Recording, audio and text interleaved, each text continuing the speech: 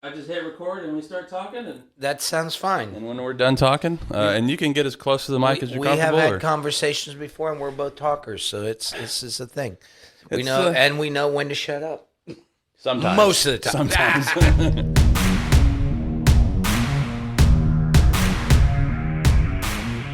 Hi, my name is Clay Toomey, and I am an ambassador for the Enneagram Prison Project.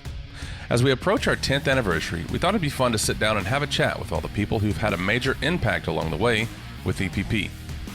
In today's episode, I sit down with world-renowned Enneagram teacher, EPP Community Advisory Board member, and my friend, Russ Hudson.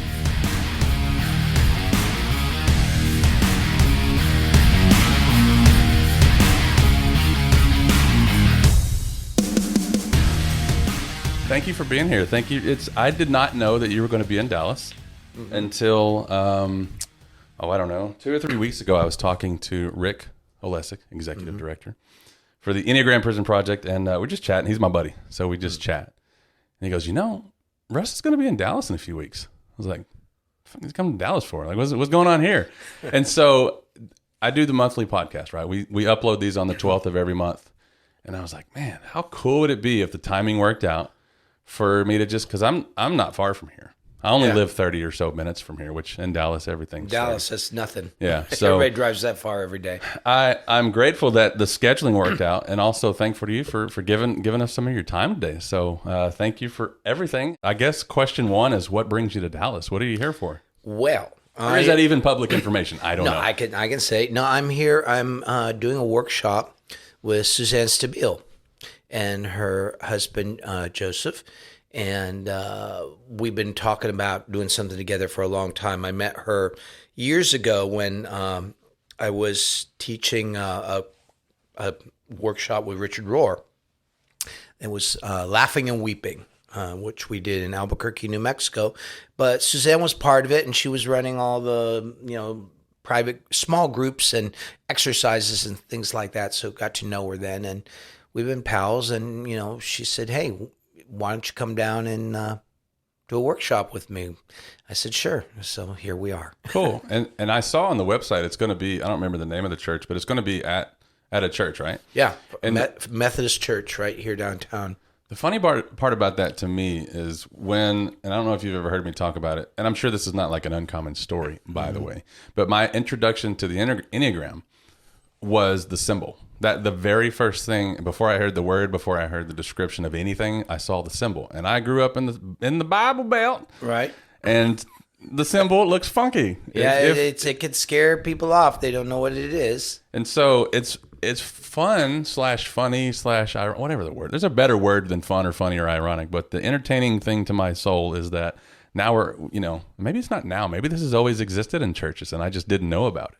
Well, I think, there have been a lot of Catholics and later on some Episcopal folks who were into the Enneagram, largely because of Richard Rohr and some other teachers talking that way.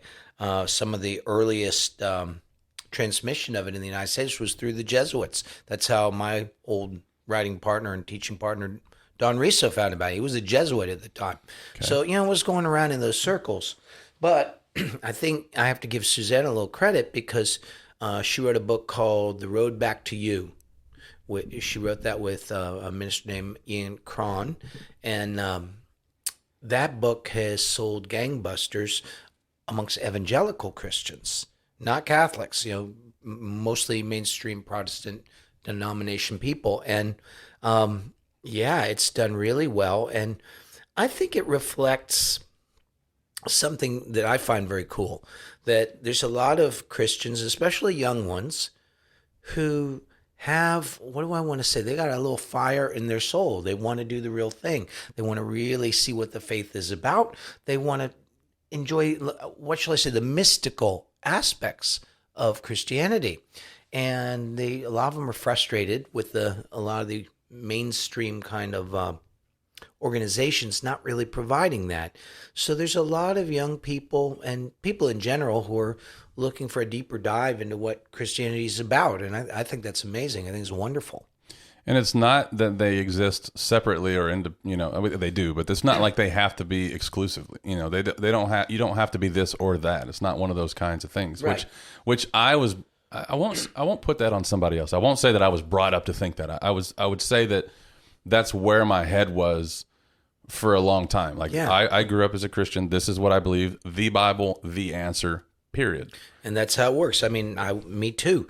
I think that if you're actually studying, Christianity, if you're actually reading Scripture, if you're actually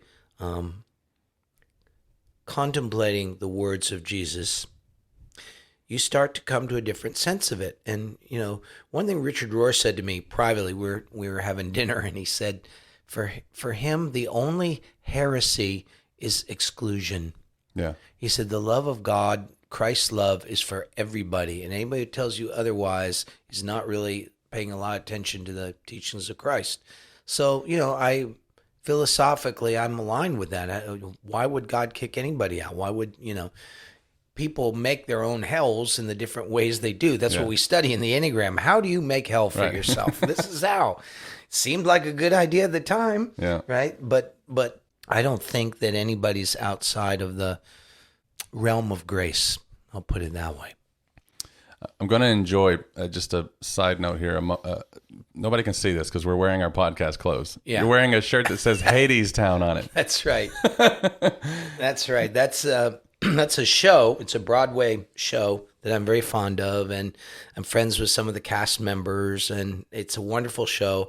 It's about the Greek myth. Well, two Greek myths. One is of Hades and Persephone, and the other is Orpheus and Eurydice. So it's two love stories, and it's a musical, but it's not like your typical kind of Broadway music. It's like old New Orleans style music. It's got some blues, it's got some folk, it's got some kind of jazzy elements.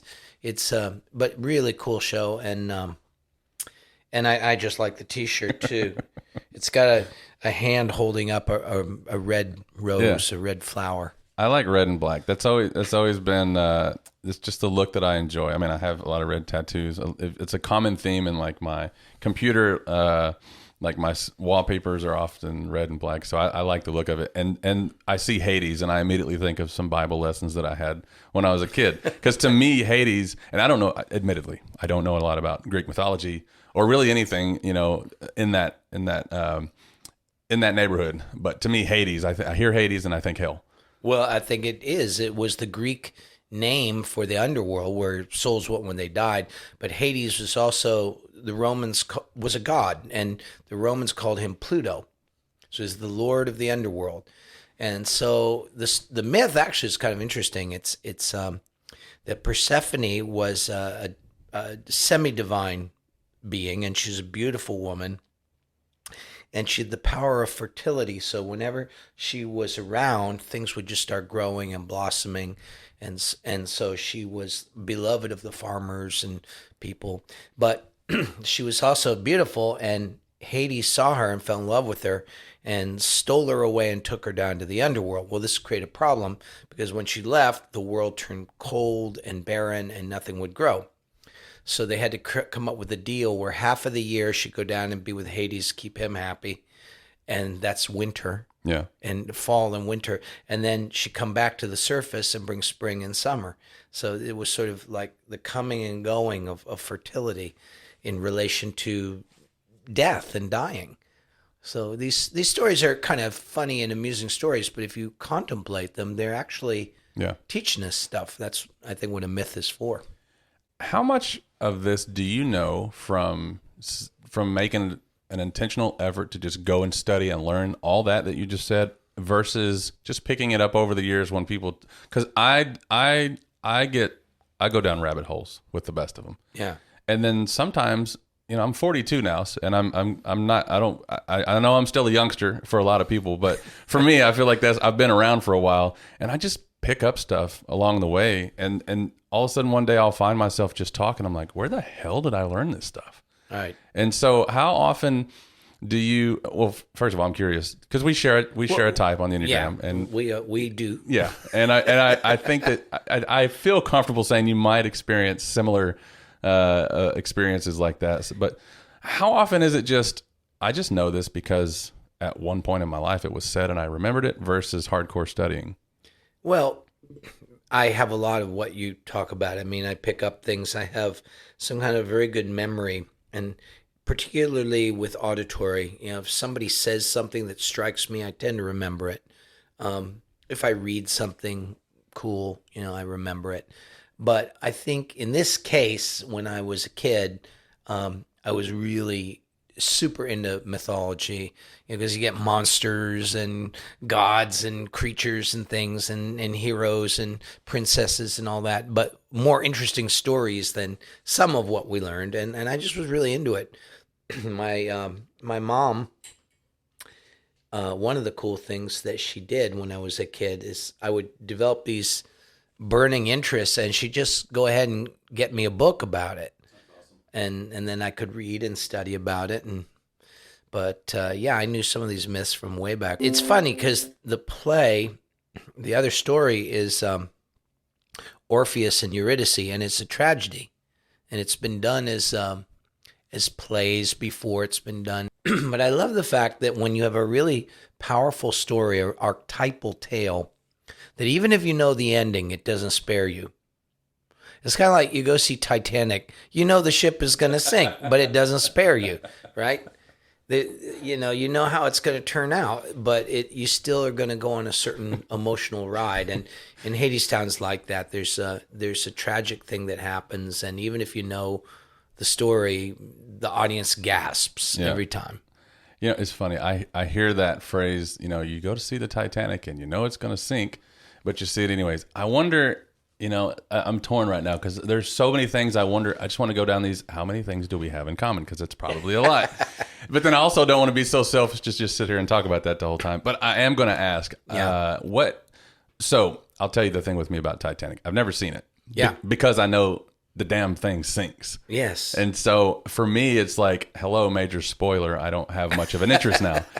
And that's not something that's only been around in my adult life. That started early in life, and it was a big issue for me as a student, and it wasn't funny in those days because if a teacher was teaching something that I already knew, like 2 + 2 is 4, duh.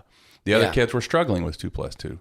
I immediately tuned out and went to my own world. Yeah. And I could talk at length from my own childhood and what it was like for me as a student. I'm actually curious about you. What was school like for you in the early days, going through high school, even, but more so like your younger experience as a student? What was it like?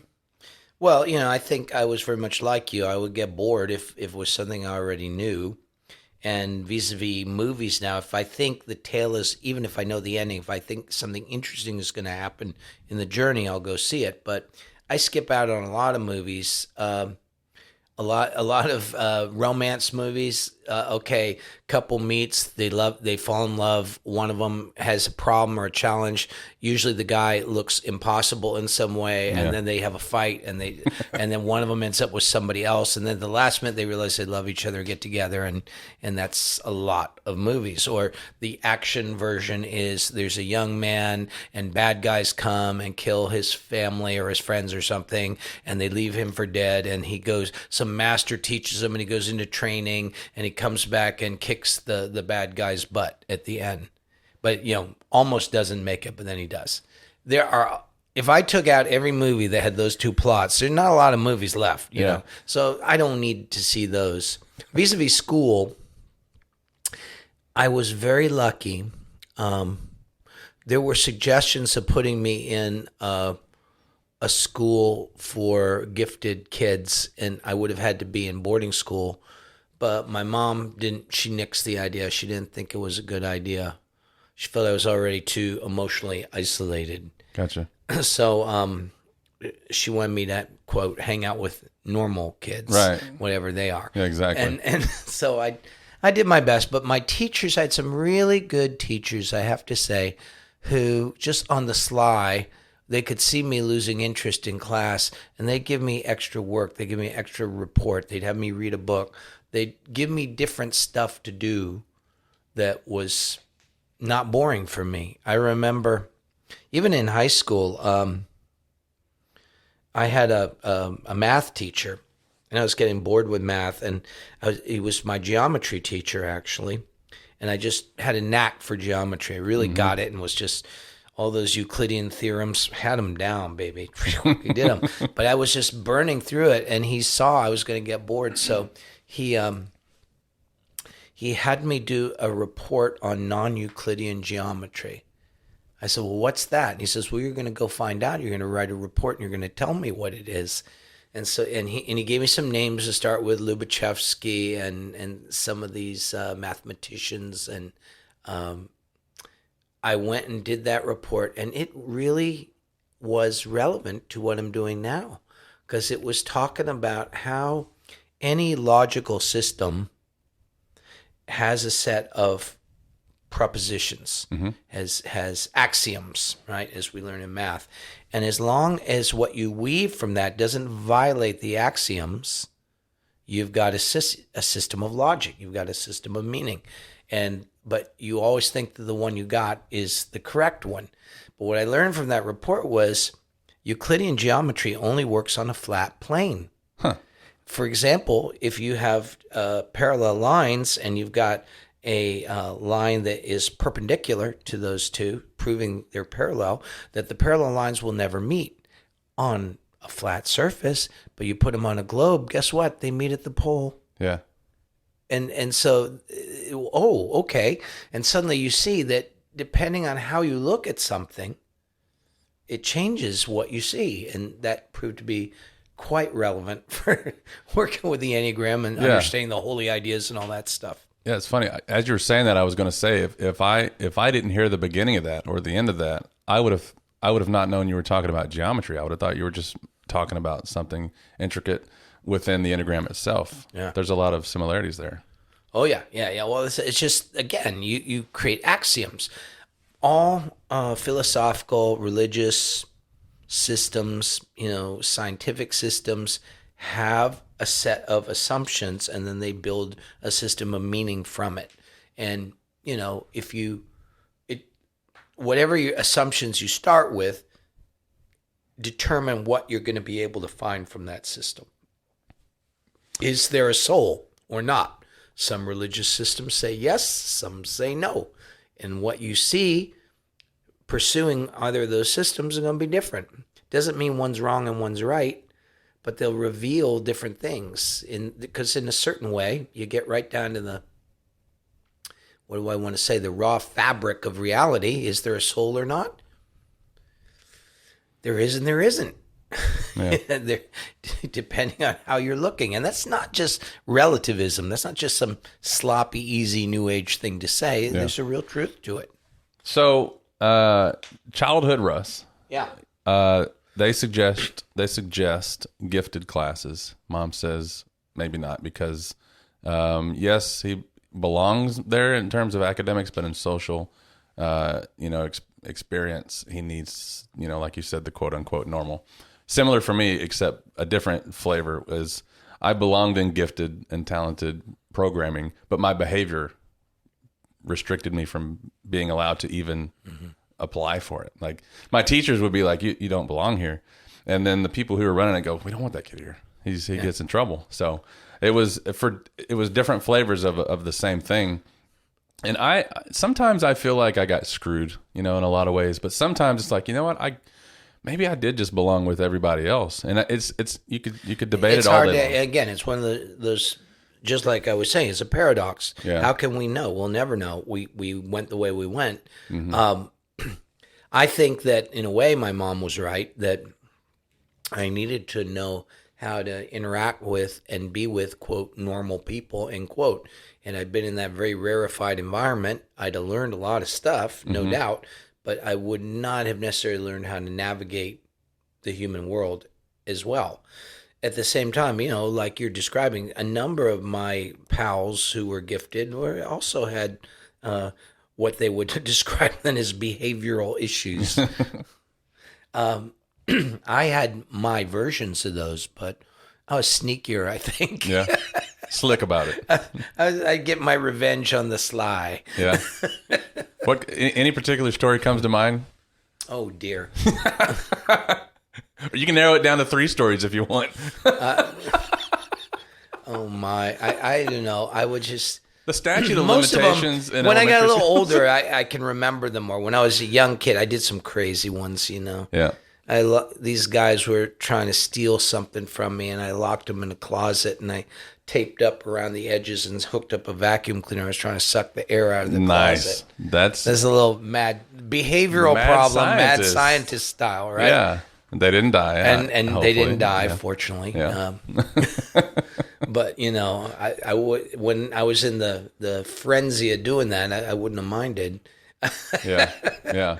I was really mad. But I just had those kind of mad scientist kind of ideas, and sometimes it was simple. When I was in junior high, I remember certain guys picking on me, and I had two things going for me. One was that some of the really tough kids that were, headed for a life of challenge, shall we say, they always, we were both the weirdos, we're the outliers, we were the misfits. So they kind of looked after me. Yeah. So when just the kind of regular school bullies who were just never interesting people, the real badass kids would take care of me, and sometimes take care of them, if you know what I mean. Yeah, exactly. So I had like a little posse, which was good. And Did that bring relief, or did it bring any sort of guilt connected to that? no, because the ones who were picking on me were really mean. So they deserved it. They deserved it, and they were stealing stuff, picking on me, and Being stuff. assholes. They were just being awful, right? And I didn't request anything. Of course not. They just say, we heard you were picking on Russ. There's a price to be paid. You done fucked up. And they only did it once, and they wouldn't be a problem again. The craziest one I ever did, that I remember from high school, was, and this is more mad scientist. I can't believe I'm telling you this. We were in science class. Those are the best stories. When they start with, "I can't believe that I'm telling you this." Oh, I know. It's like being on. There's certain talk shows I like to watch that are funny because the host gets people to talk about these things. But I was in science class. This was junior high still. I was in 9th or 10th grade, I think, and we had grown a culture in a kind of mayonnaise jar, and then we were supposed to get rid of it. Well, my lab partners who were in cahoots with me, we did not get rid of it. We put it in the back of our kind of lab drawer locker thing. Yeah. And every day we'd eat some of our lunch, and we'd put part of it in there. And this thing just started to grow into this horrible fungal mold. God knows what it was. And we called it Godzilla. And these guys were stealing my lunch every day, and they were particularly stealing my gummy bears, and that was just unforgivable. Yeah. So after they did this a few times, I said, "You guys better stop." And they said, "Whoa." Yeah. One of the guys, so I took some gummy bears, I implanted them in Godzilla.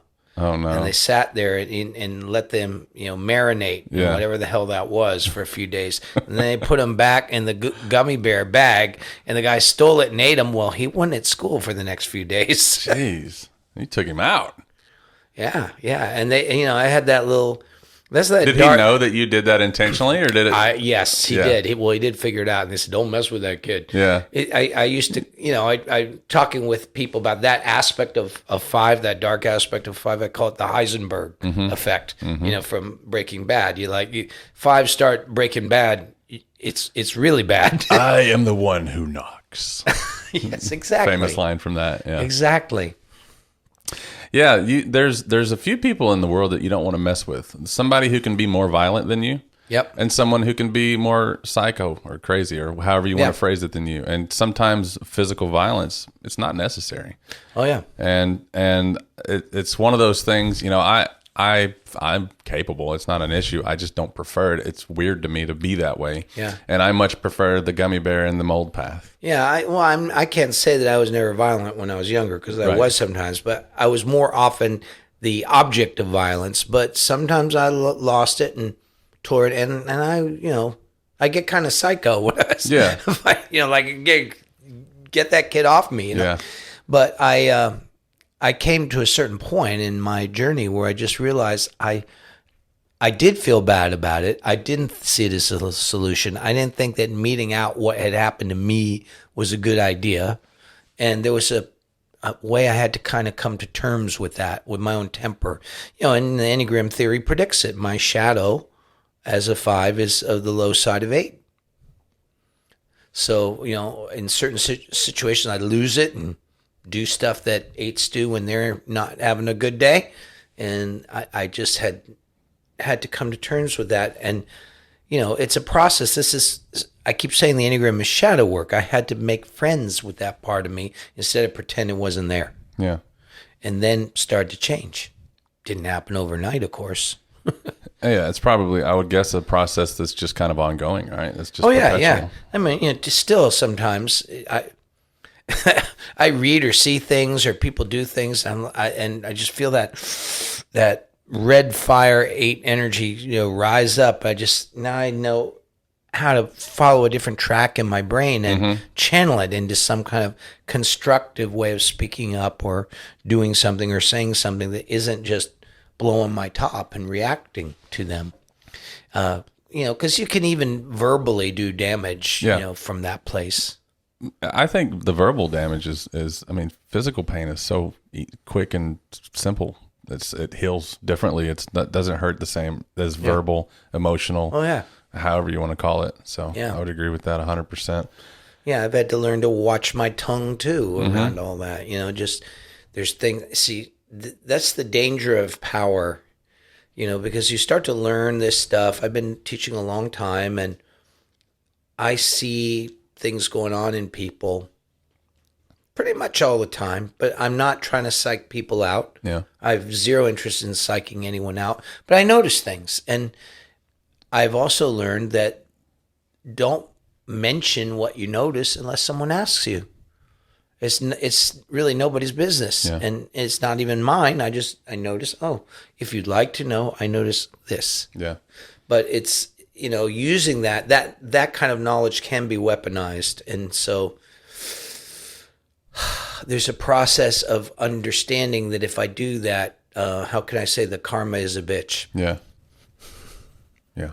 Well, I want to ask one more question about youngster Russ. And then we'll move on from that. Yeah. How early do you or do you remember how early it was in life that you realized that you enjoyed teaching, and whether it was something big or whether it was something small? I have a memory that's so burned in my brain from when I was in the 2nd grade when I was trying to learn multiplication. And someone taught me, and I was on the receiving end of it, but I knew I want to be that guy.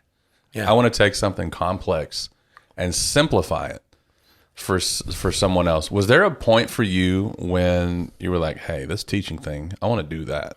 Yeah. Well, it was a little more complicated for me in that one experience I had of it when I was in 4th grade. Each year in our elementary school, we would have a science fair. And there were prizes. And in 3rd grade, I won the blue ribbon, first prize. I did a thing about the solar system and the planets and all that. And 4th grade, I did one on evolution and the ages of the Earth. No award. I found out that later on, I didn't find this out, but later on, my teacher was outraged because a couple of the people on the committee were fundamentalists, and they just didn't want anything that smacked of Darwin or evolution to be. You got hit with politics. I got hit with politics. The fuck kind of shit, man? I was 9 years old, Jesus But anyway, Christ. My teacher felt bad, and so her husband was the biology teacher at the local high school. So she had me come with my charts and stuff, and I went there with him, and I gave a presentation on this to the high school biology students, and I just was off doing what I do, just talking and explaining, and then this happened, and and then I finished. I looked out, and they all had their jaws, and they were all looking at me like I was from Mars. Yeah, and it scared me because I realized I had scared them. I said, "Are there any questions?" Well, how you're only a little kid. How do you know this stuff? And what could I say? I read books, but anything I said, it just made them feel bad. Yeah. And I didn't want them to feel bad, so I kind of pulled back. A little later on, another teacher discovered I could sing.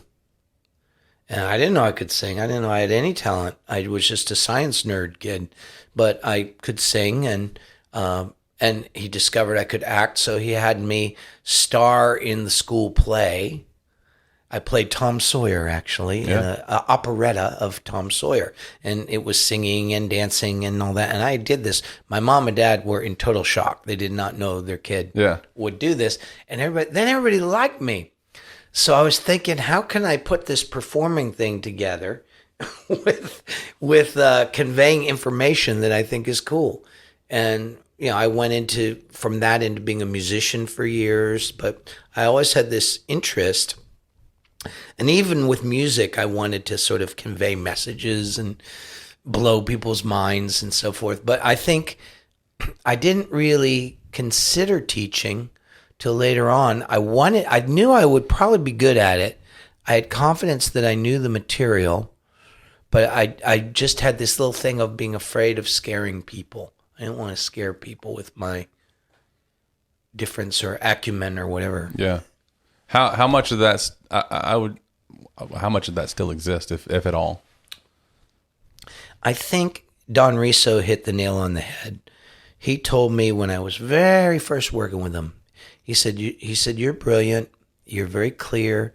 You communicate well. You communicate in a way that people understand complex ideas."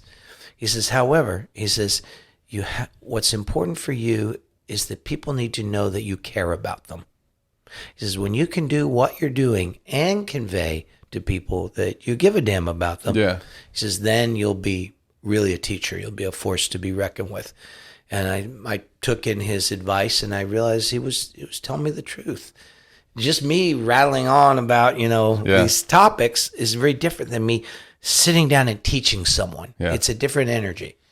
We recently did, by we I mean EPP. We had our training program for new guides or people who want to be guides, want to go in prison and teach. Sure. And we had we did some teaching. This is all over Zoom and stuff because we're all spread out over the world. Where people would practice teaching with us, and it would be a few people in the class with them. It would be another guide, and it would be usually an ambassador or one of the guys who's been previously incarcerated. And it's nice. That feedback right there that he gave you is still that's the number one thing that we say when we talk about going into prison. Right. It's not limited to prison. It's just how people are. It's absolutely step one, for most people probably, and then especially in prison. If you and he's you say give a damn, I say give a shit. It's because it's easier to say gas factor is what if you don't give a shit, then I don't give a shit. I'm not listening to anything you say. Right. And if you care, and I think you care, then you have my attention. Well, that's been my experience just teaching in general, and certainly been true when I've gone to the prisons and the jails with the guys, and it's very palpable. I think that we learn about the centers in the Enneagram, and I think the more that all three of our centers, our main centers, there's others, there's 7 of them ultimately, but when the 3 main ones are engaged in what we're doing, it has a different effect. And there's a difference between being there in my heart and being in some kind of sympathy that draws attention to itself. It's a subtle thing, but people know the difference. Yeah. And whatever we're teaching, I think the whole basic premise behind the Enneagram is transmission. You can't exactly teach the Enneagram in terms of what it really is, but you can transmit it.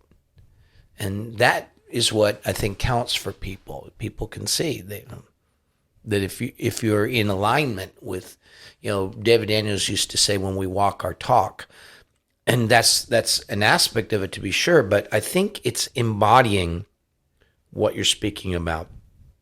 I just see people all the time talking about being free from fixations while they're speaking from their fixation. Yeah. And it's kind of it creates a little cognitive dissonance for the listener, or the viewer. What might that sound like? I'm trying to think how that would be. Well, you take any type and just start talking about the Enneagram like you're that type. And okay, that's a good beginning, but if you're talking about the Enneagram as a tool for liberation, if you're talking about it as how to, get out of the box, as I like to say, well, it behooves you to be at least a little bit out of the box. Yeah. If I'm just being really five-ish while I'm talking about the Enneagram, it doesn't cut it. Yeah. If somebody's a 7 and they're being very 7-ish, it doesn't cut it. Yeah. So how then do you, I won't say step out of it, although maybe that is the right phrase, but how I'll use myself as an example. If I am a type 5, how do I go in as a teacher and not be a type 5? Well, by bringing in the other centers. Like, if I'm a 5, I've done my homework. I know the information. I don't have to worry about that part. It's the easy part. It's the easy part. Am I there, grounded? Am I kinesthetically aware? And is my heart available? And if the contactful part of it, you see, like for me, I've used that when I'm teaching about 5, is that for me, presence is contact. If in contact with myself, in contact with you, in contact with the room, the feeling of presence as contact is the restorative part for 5, which means the other centers are involved, and it means I'm outside of the box. Then the information is there and available, but it's not the only thing for sale. Yeah.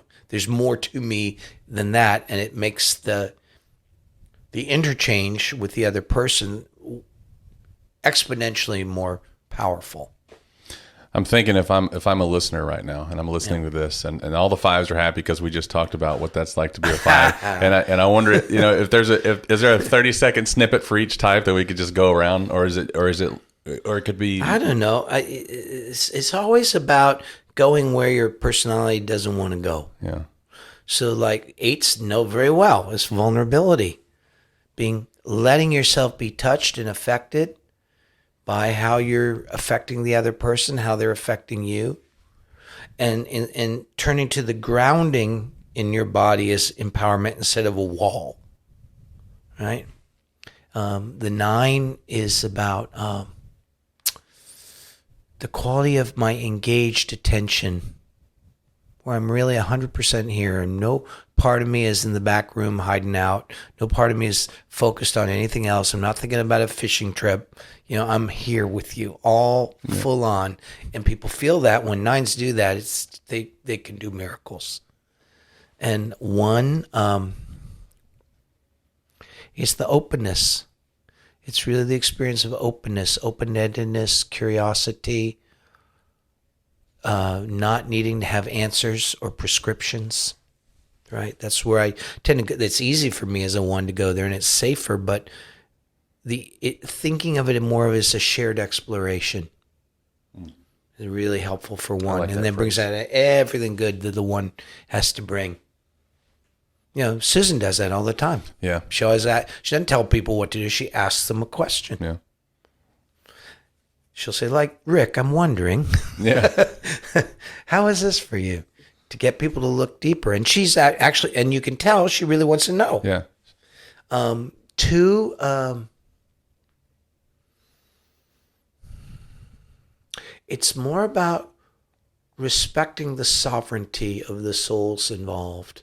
It's more about sitting in my own sovereign being, let the other person of their sovereign being. We're not here to merge, right? We are connected, can't help it. Yeah. But the connection actually deepens and comes to the real place to the degree I'm dropped in and letting the other person drop in, rather than trying to connect, right? That's actually counterproductive. When 2s do that, again, amazing things occur. 3s, it's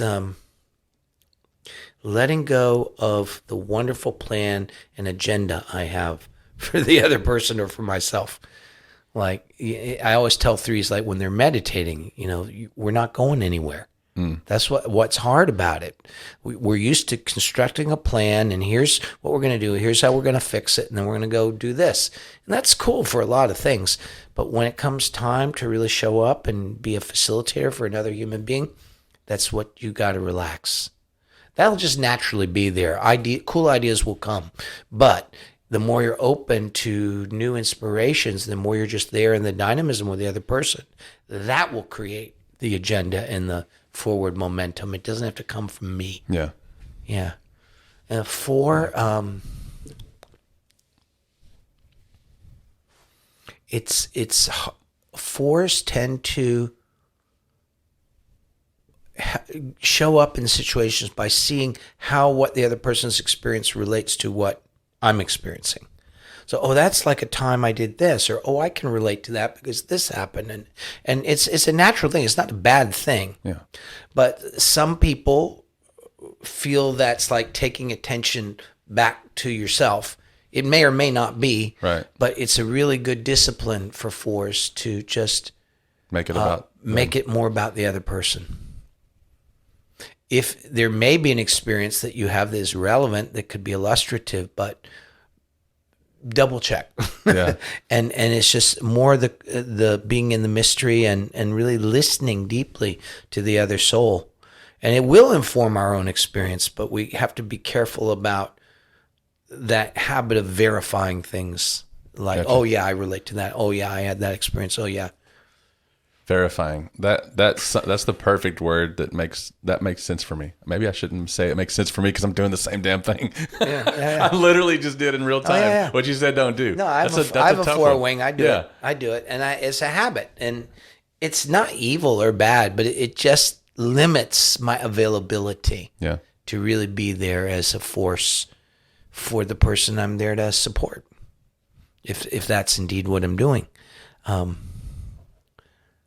I think sometimes we do it also to sort of feel like, usually I don't relate to anybody, but gee whiz, I can relate to you. I can relate to that. And it's sort of like reassuring myself and the other person that we're connected. The 5, we already said, is contact. The 6, trust that what you need to know will come to you. Trust that if you're just really there with the other person, the wisdom of how to respond to them, when to respond to them, cool ideas about how you might, help them get out of the box, that will come to you. You don't have to be overthinking it, trying to come up with some kind of a plan or idea. It's not a test. I always tell that to the 6s. You're not being tested. No one's going to grade you. Yeah. Just, you're all right. Just give yourself a little breathing room, and you'd be amazed what can come through. And I always try to help them see that they've already done this many times. It's not alien territory. Yeah. And just haven't put together, they haven't connected that a certain orientation in themselves makes that more likely to happen. And so 7 is... There's a couple of angles with it, but I think 7,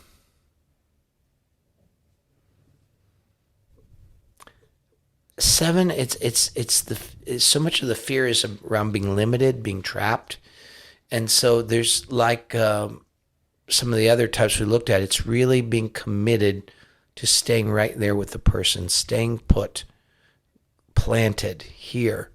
There's no place else to go with my attention or anything else. So I'm just right here. And the more I do that, it gets easier and it gets enjoyable. And I feel that is the path toward a certain kind of freedom. That's, what 7s are actually after, is that sense of freedom. I think 2, it's growing my capacity to be with the suffering in this world. I don't think, I'm always telling people, if you think 7's got a get out of jail free card for human suffering, you don't know any 7s. Right. They suffer just as much as everybody else. They get terrible depressions. They get all anxiety attacks, all kinds of things. But they just have a certain way of coping with it. But they're learning, like we all are, to have a greater capacity to be with suffering, which actually opens up the resources of bringing positivity and freedom to the situation. Yeah. You know, I remember talking with guys in San Quentin about that one time, about what freedom actually is. And I wasn't telling them what it was. We had a really cool discussion. So you bring up San Quentin, and I. By the way, thank you. I totally put you on the spot with that little impromptu lesson there, and for people can't see because this is all just on the podcast. But I have no notes. We're just sitting here, literally nothing between us but a couple of mics. Right. And I didn't plan that, and and neither did you, and I appreciate it. So thanks for running us around the circle with give people a reason to listen to quickie. what we're talking about. But talking about San Quentin and going on the inside, as we say, I suppose euphemistically. What were we the first people to take you inside, or had you been to prison before? No. First time I went in was I've been in jails before, but not in a capacity of doing something in the jails. But this is the first time I was in prison or jail to provide a service, shall we say.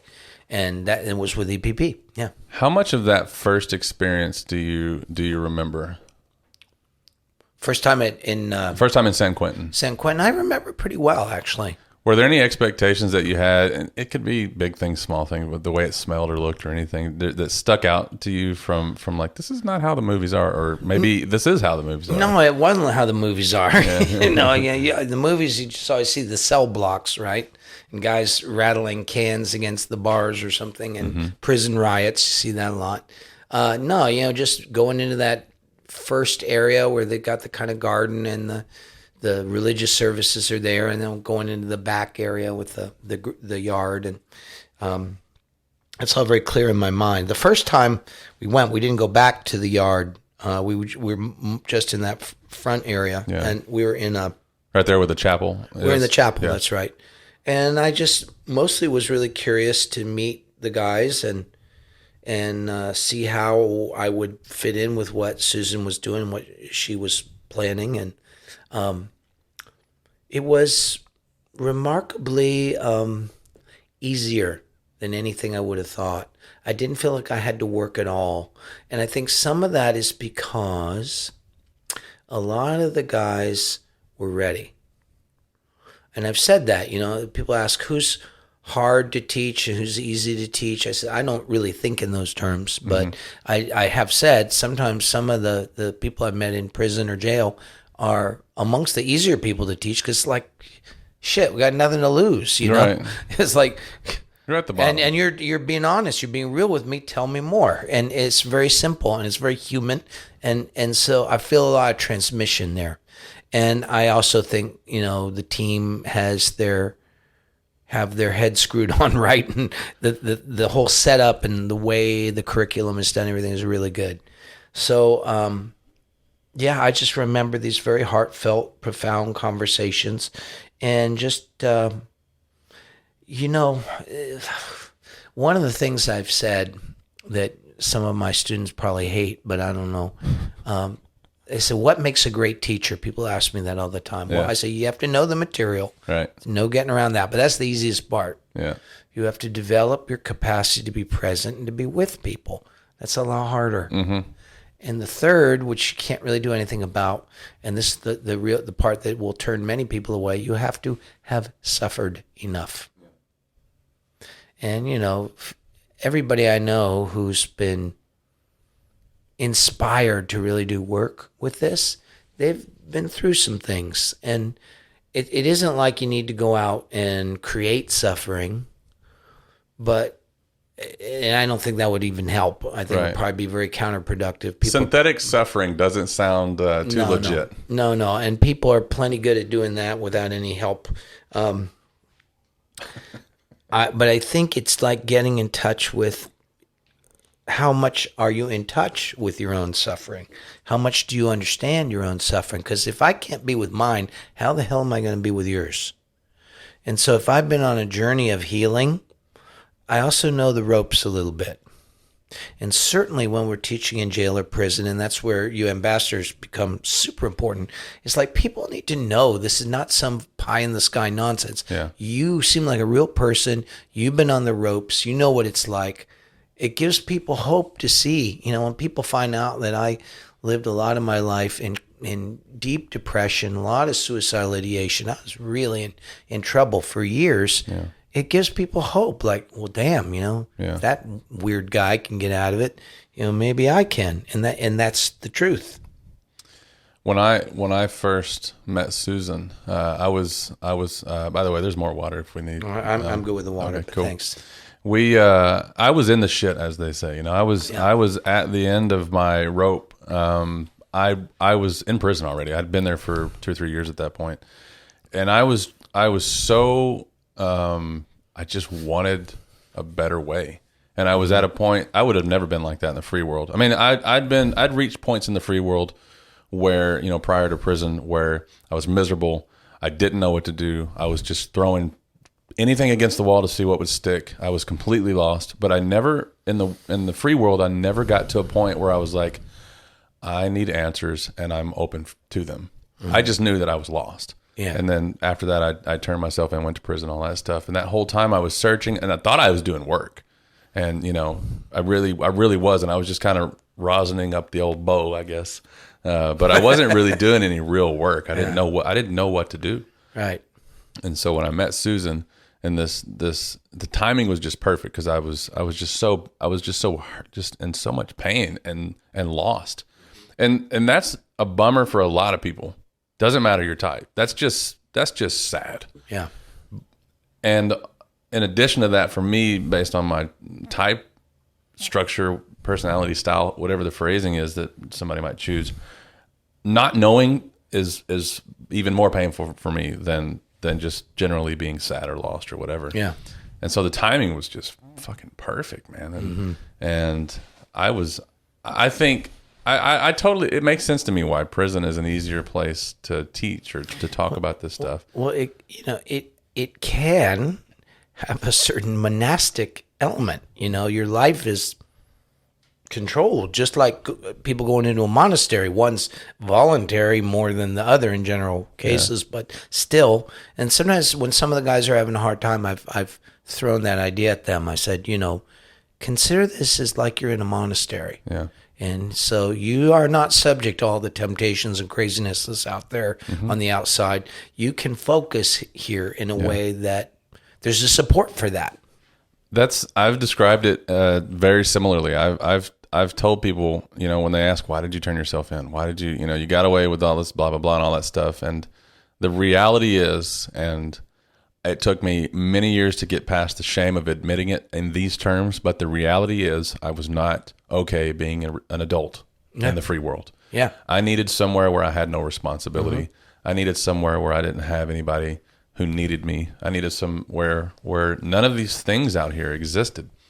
And so it's a similar thing with different details, but it's the same idea. And it was all about me. And at the time I even felt selfish. Like, is it all about me right now? And maybe it was, I don't know. I was so lost that I believed that my only hope was to start on the inside and then just go out from there. I think, it's weirdly parallel to why some people go into the military. Mm-hmm.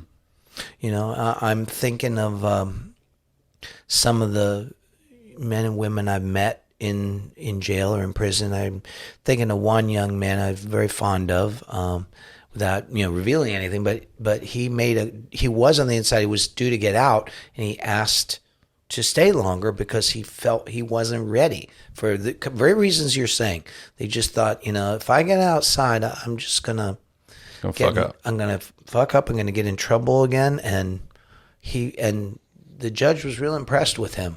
Yeah. And gave him a good setup. But I mean, if you think about the original sense of incarceration, I think it was partially to give people that chance.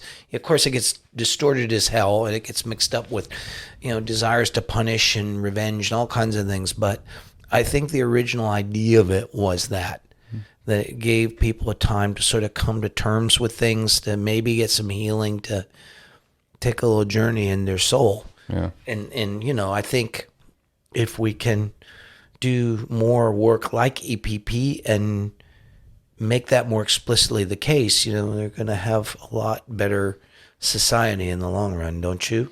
Yeah, I mean, absolutely. I think that in our culture, prison has just turned into like a vengeful thing. I don't think there's any. Mostly It's hilarious that people say corrections and people will call themselves correctional officers because, that's hilarious. It's not the case. It's not what I see. Yeah, it's like trying to restore something. Mm-hmm. There's a lot of things.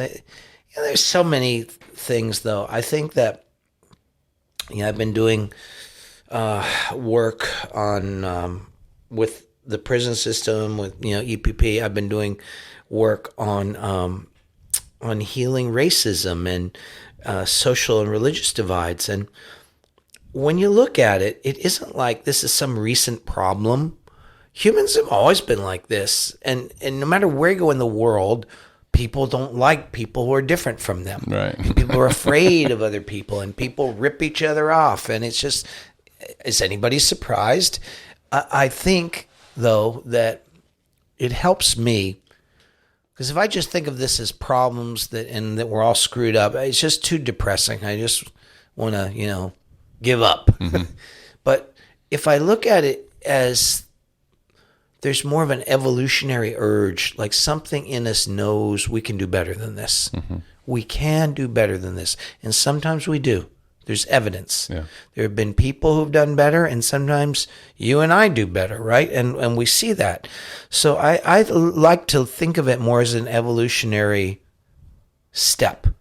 Like maybe we can come to a society where we don't hate people who are different than we are. Maybe, and for real. Right. Maybe we can come to a way that when somebody's stumbling in life, we can see that and catch them before they really fall into trouble. I don't expect this to happen quickly, or right, probably not in my lifetime, but you have to start the building blocks of that somewhere, and that's what I like to think we're doing. I wonder, because, to me, I think I'm a dad. I have two kiddos. I have a 14-year-old and a 9-year-old. And I've started to, I have to be careful about how I parent, because I don't want to be like the typical dad telling his kiddos, hey, this is how life is, I want to ease into it in a way to where they just hear things that I say and learn from it. Yeah. And so, with my 14-year-old in particular, I would never say, hey, son, this is the Enneagram. Let's find your type and all that shit, right? I wouldn't, I just wouldn't do that. It doesn't sound like a successful plan for me.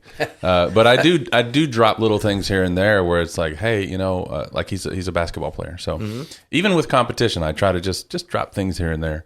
And I wonder, like, I always have these fantasies in my head of like, at what point will we just like just sit down and talk about the Enneagram or everything that I learned. He knows about my life of incarceration. He knows I wrote a book. He knows all that stuff. But I did read your book. Did you know? Yes, I did. You're one of the supporters when I was doing the Kickstarter. I remember very clearly. That's right. And thank you for that. Back in the day. That thing was released in it's almost 6 years ago now. It's been a while. Been around for a while now. And that's cool. I just threw me back 6 years to just that whole process of you letting them know what was going on. Yeah. Well, he, now that I think about it, now I'm really sidetracked. The day that Kickstarter was complete, it was the last day of part 3 when we were in. I forget the town, because it was before the barn was back in action. Part 3, were we? It was in Connecticut. Somewhere. We were up at the Diamond Art place. Yeah. Yes. And because you said that, I'm not going to remember the name of it. But same. Yeah. The guest house. The guest house. Yes, that's the one. And the guest house. Yes, in central Connecticut coast. So we're rabbit holing hard, like, or whatever they call that. But so to go back to talking about being a parent, and I don't know, what do you think about, at what point is it, how early do we start talking to young people about big ideas around their personality, around the Enneagram as a whole, around all the things that we learn when we get into the Enneagram. Yeah. I won't say it's age inappropriate, but it's sometimes, maybe it's a little much. I don't know. What do you think? I think it really depends on the kid. Parents ask me this question a lot. I tend to think that, first off, kids learn from our example more than anything. If we're really practicing presence and we're showing up when we talk to them and they see us processing how we process information, how we don't just jump to some tiresome old opinion, right? When they see us doing that, they learn that. Various teachers that we work with talk about mirror neurons and how that we learn by imitation. But I think that's true. I mean, if I think about, my dad, he said some things I agree with. He said some things I definitely did not agree with, but that wasn't what impacted me. What impacted me was his honesty, his integrity. It's his birthday today, by the way. Hey, happy birthday. Happy birthday, Dad. I got to call him. Yeah. But he had a kind of way of being that really did impact me, and I think a lot of my good qualities come from what I learned from how he was. As far as these kind of teachings go, I kind of leave it up to the kid. When they're ready, if they're curious, they'll ask questions, and I'll tell them. The only other caveat I have about it, and kids are different in terms of when they're ready to hear that. Some, they're, teenagers, and they're just fine with it, and others, maybe too soon. I find that in the early stages, I never use the Enneagram as a system of ego reduction. Okay. They're not ready for that. They're still forming right. a sense of self. So I mostly use it to help them see what's good about them. Because when you're a teenager, it so sucks being a teenager. Don't we remember what is worse than being 14, 15 years old? It's terrible. I've done a lot of work to forget those years. It's a terrible time for most kids, Yeah. Nobody particularly likes it, but we're suddenly faced with adult situation where hormones are starting to work and we're feeling weird and we feel like we'll never fit in, and kids have a lot of negative self-concepts coming up at that age. Some of them cover over those with a layer of narcissism and show-offiness, but that's just a defense against the fact that they feel crap underneath. So Enneagram at that stage can help them see what's cool about them and how they're like people that they admire. That's a good one. I find most teenagers, we're looking for role models at that age. Yeah. And, if I found out that certain fives that I just was so amazed with, I would like that person. Oh, yeah. And then I could see that. And it also helps you start to focus a little bit in on developing your talents and capacities. Now, I don't think necessarily I need to explain a teenager, their type, their number, or any of that.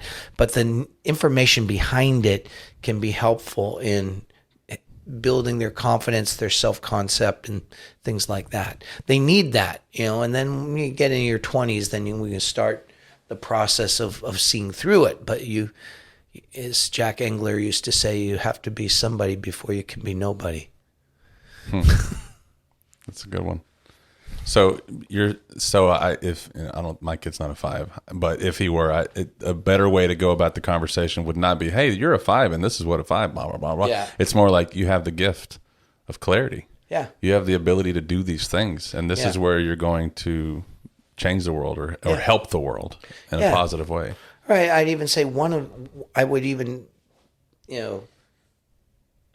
put a little more soft boundary around it by just saying, one really big gift I see that you have is you have this clarity, amongst others, but that's one thing that stands out. So again, we're not making it boxy. We're saying you have other qualities, but that's a big one. So not this is the one, it's this is one. Yeah, this is one that's really good. There are others, yeah. Yeah, and then we're not making boundaries for them that they don't need. Adults don't need those either. Yeah. Well, there's a reason we say that there's 9 prisons. Yeah, and that's why the Enneagram is not a tic-tac-toe board. It's not 9 boxes, and there's a reason for that. And that's why we have to endure the fact it looks spooky to certain folks. Yeah. But it's to remember that it's dynamic, it's interconnected. They're internal relationships with different parts of us, and that's a really important part of it. I don't want to end without asking one of my favorite questions. Okay. And we're an hour or so in. I hope we're still comfortable. We're good. We're good. Right, cool. I'm always, with the podcast, one of my great fears is that I'll not ask a question that needed to be answered or whatever. And so more to kind of protect from that, I just say, what is something that surely there's questions that nobody ever asked that you just wish you had a time to answer them, or topics to talk about, whether it's Enneagram, not Enneagram, or anything. Is there anything just kind of burning that you just want to say or share? While I grab another water. Feel free. Yeah. I think that if we understand a little bit more what the Enneagram is for, it can help us. And if we have mercy around the whole notion that people are in different places in the process of what it's for, then it's going to be a lot better flying for everybody. On the one hand, you get people being very arrogant, and these people aren't doing the real work and everything. But, we didn't start off studying spirituality, reading the Bhagavad Gita, or reading commentaries on, Christian mystics or something. We probably read a horoscope book, or we read some, popular, New Age novel or something. We did not start with, and so we have to allow for people to get onto different rungs of the ladder. That's very important. But it's also important that a few people at least know further up the ladder and where the ladder's going, or else you end up with a very short ladder that doesn't go anywhere. And my fear is more that's the danger with the Enneagram now, that there aren't enough people.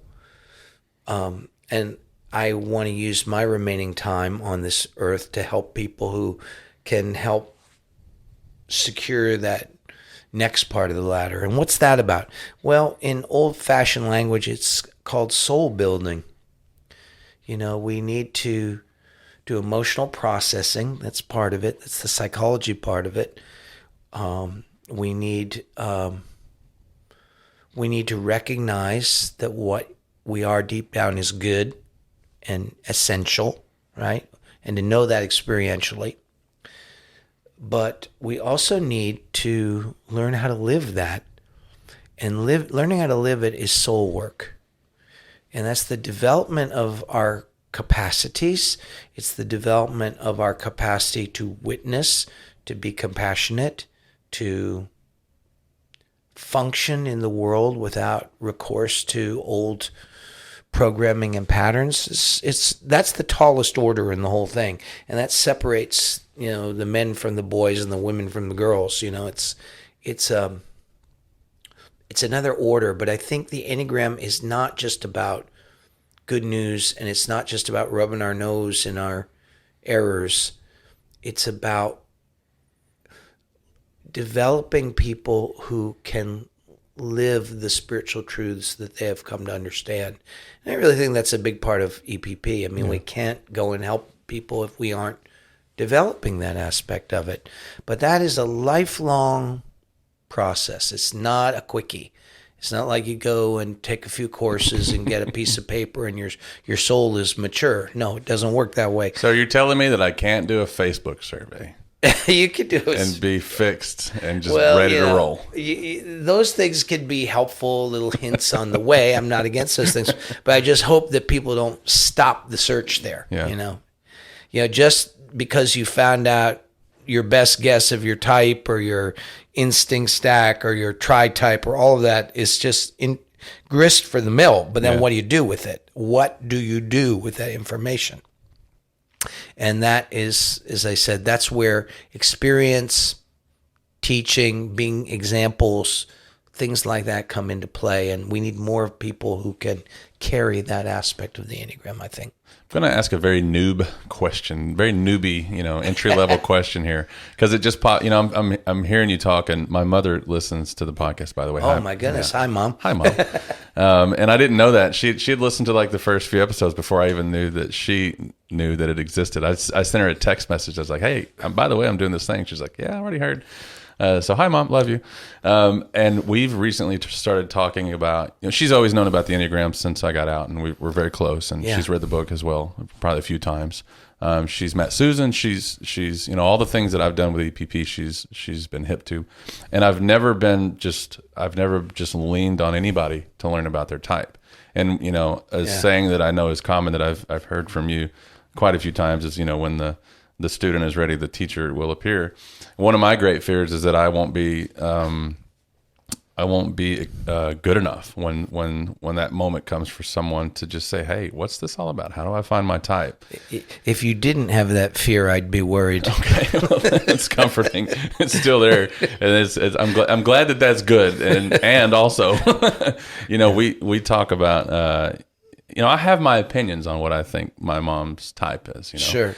And I don't want to. One of the first things I learned from Susan was don't tell somebody else what their type is. Right.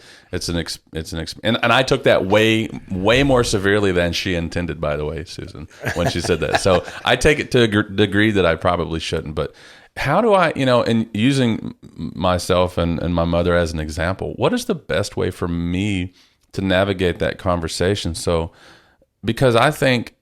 There's so much value in learning the Enneagram. There's so much value in learning, like you say, what's good about us at the core of us, and then also maybe where our red flags are and all these other things. How best can I have that conversation with my mom in a way that will be both interactive and not just saying, "Hey, go read this or go do that," but also not me doing it and telling her from the outside in what her type is, or how do I navigate that conversation? Well, I think the best thing I can do is, one, ask people questions, like we were already saying. Once they're starting to look at it, to help them make discriminations. Are you more like this? Are you more like this? And most people have some trouble seeing some of their parameters, shall we say. So it's helpful for many people to have a conversation about it with someone who knows them well. Beyond that, it's helping people develop the habits of self-observation. I think all the major teachers of the Enneagram, historical ones anyway, that's the core. Recognizing the patterns as they come up. So I always tell people, look, you might come to a conclusion from reading something in a book, or you relate to something you heard on a panel or something. But the thing is, walk around and see what comes up. Because what might be coming up is not necessarily 100% connected with your self-concept, how you like to see yourself or how you don't like to see yourself. So, we mostly, when we present the model of the strata, we talk about the outermost layer of us is our self-concept, but you have to have a little awareness to notice that your actual behavior does not necessarily go along with how you see yourself. And that could be both, we're better at a lot of things than we think, and we don't do certain things that we think we do, and we do certain things that we don't think we do. So that search for truth, seeing what I'm really up to, that's how I always start people. And I tell them, and I use the triads. Hornavians are good to start with. Are you a go-getter? Mm-hmm. Are you a kind of, there's a right way to do things kind of person? You're trying to maintain things? Or are you a person who pulls back and looks at things with a little distance? And, most people can tell that. I just help people to start making some distinctions and to start the process of search, because them acquiring those habits, them acquiring that capacity to study themselves, not intellectually, but in this self-observational modality is ultimately the point of even having Enneagram types. If you know your type, but you don't develop those habits, you haven't been well served. Right. So anything that gets her launched in that kind of stuff, that's what I would advocate for. It's very exciting when someone you care about takes an interest like that in something that had such a big part. And the Enneagram had just such a massive part of my ability to function in the world. Yeah. You know, I learned it my last year of incarceration, Yeah. and I might have been okay. I might have done okay without it. I might have just stumbled forward the whole way, all the way to the grave. You know, eventually got there. I don't think I would have had the level of success. And I don't mean financial or corporate or any of that stuff. I mean, just in terms of life in general, the last 10 years have been all right. Yeah. I ain't too mad about it. Yeah. And I don't think I would have been there without understanding in that last year, like what exactly, like what is, I'm remembering now, I just said the F word and my mom heard that earlier. I don't know why my brain there went there just now, but like I was about to say why, you know, what the F is, I'm grateful that I had all these tools, and it's exciting to hear someone else be interested in it. So yeah, of course it is. Knowing how to navigate that. Someone you love gets interested. You know, my family was slow. Don Risa's family, as far as I know, never got into it. Wow. But you know, my family did kind of one at a time. Yeah. I remember my dad came to a training and figured out he was a 6, and he was quite into it. You know, realizing it explained some things to him. I'm going to go out on a limb and say you might have known. Yeah, I might have known. Yeah, but that's true. He didn't know, but I let him find it out. Yeah, and it was more powerful as an experience for him as a result. But the other thing is just, you know, how do I say this? As I look at it, like you were saying, is my life better for having known this?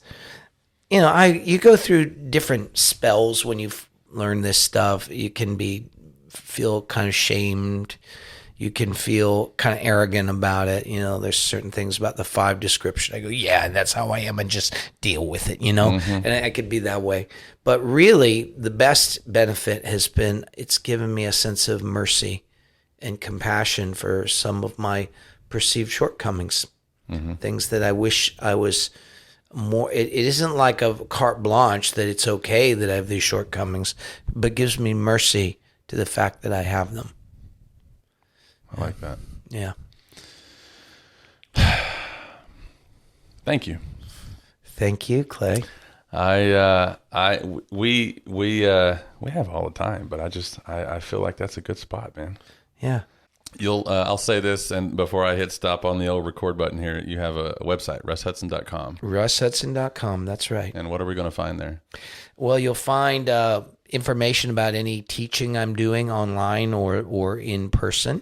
You'll find any new publications. You'll find some blogs and things. I'm thinking about putting up a blog about the history of the Enneagram, because people say write a book about it, but I think there's not a lot of people who want to read a big old book about the history here, but I thought perfect thing for a blog, so I'll probably put that on the site. Cool. Well, thank you once again. I appreciate your time, and just you're my buddy, man. Yeah. I enjoyed chatting with you, dude. So thank you. It was fun. Awesome. All right.